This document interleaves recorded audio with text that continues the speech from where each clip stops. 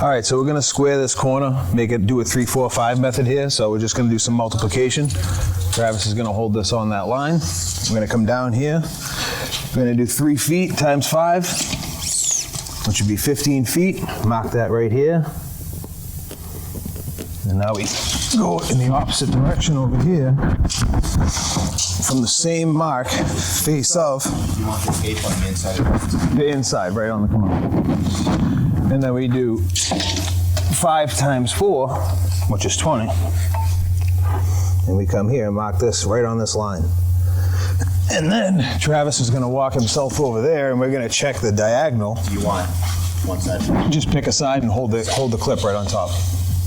Hold it right on its side. There you go.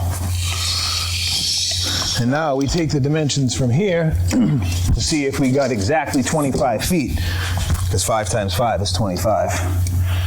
And right here, it's perfectly square. 25 feet right on the button. All right, so now when we put this up along our square line here, and we follow this chalk line, the 45 looks perfect. And now all the mats will fit nice and tight, no gaps, nowhere for you to catch your toe. Perfect.